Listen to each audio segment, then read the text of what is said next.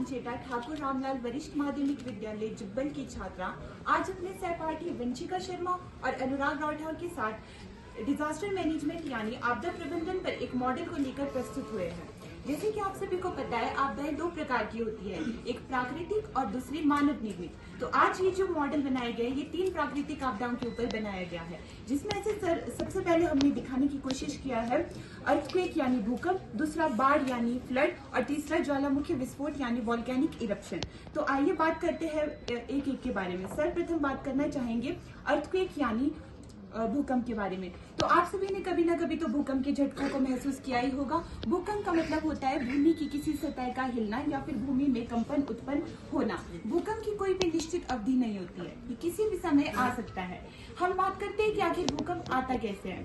हमारी भूमि पृथ्वी की सतह के नीचे 4 परतों से मिलकर बना होता है, जिसमें से सबसे पहले होता है inner core, outer core, mental और क्रस्ट और अपर मेंटल कोर को लिथोस्फीयर भी कहते हैं। लिथोस्फीयर ये 50 किलोमीटर जितनी मोटी परत होती है, जो कि वर्गों में विभाजित होती है, जिसे टेक्टोनिक प्लेट्स भी कहते हैं। जब ये टेक्टोनिक प्लेट्स या तो एक दूसरे से टकराती है या एक दूसरे से दूर चली जाती है या एक दूसरे के ऊपर आ जाती है, तो उससे भूमि में एक ऊर्जा उत्पन्न होती है, जिसके कारण भूकंप आता है।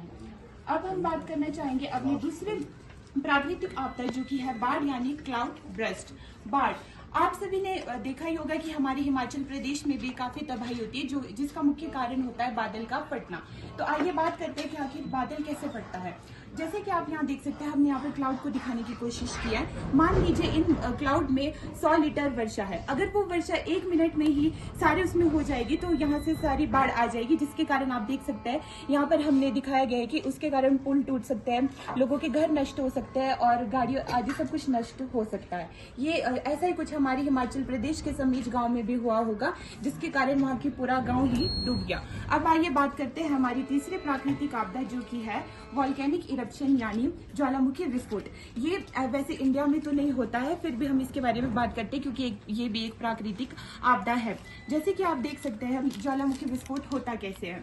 ज्वालामुखी विस्फोट हमारी पृथ्वी के अंदर जियोथर्मल एनर्जी होती है। जब ये जियोथर्मल एनर्जी या चट्टानी जो है पिघल जाती है, तो फिर गैसें इत्यादि ज्वालामुखी के छिद्र के जरिए बाहर आते हैं, जिसके कारण ये लावा बाहर आता है। जब ये लावा पृथ्वी के अंदर होता है तो ये मैग्मा कहलाता है, जब ये बाहर होता है तो ये लावा कहलाता है। इसके कारण भूस्खलन हो सकते हैं, पृथ्वी में दरारें पड़ सकती हैं और भी कई सारे इसके दुष्परिणाम हो सकते हैं।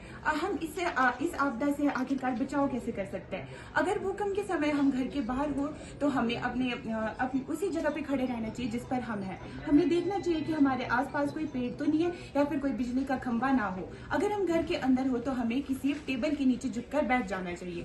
वैसे ही बाढ़ है, बाढ़ के समय हमें याद रखना चाहिए कि हम अपने घर नदी के तटबंधों के सामने ना बनाएं और किसी इंजीनियर की सहायता लेकर ही घर को बनाएं।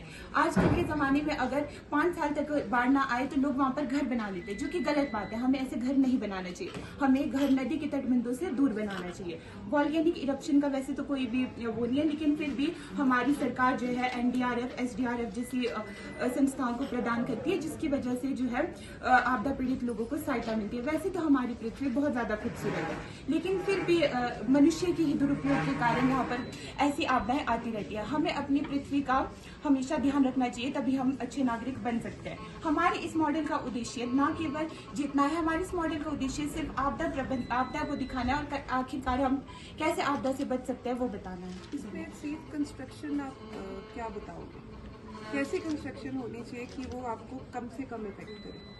जैसे कि बाढ़ है, बाढ़ के समय हमें जो अपने घर जो नदी के तटबंधों से दूर बनाने चाहिए। और हम अगर देखते हैं कि 5 सालों तक वहाँ पर बाढ़ नहीं आई है, फिर भी हमें वो किसी इंजीनियर की सहायता से देखना चाहिए कि हम अपने घरों को दूर बनाएं काफ़ी हद तक। और भूकंप में भी ऐसा होता है, हमें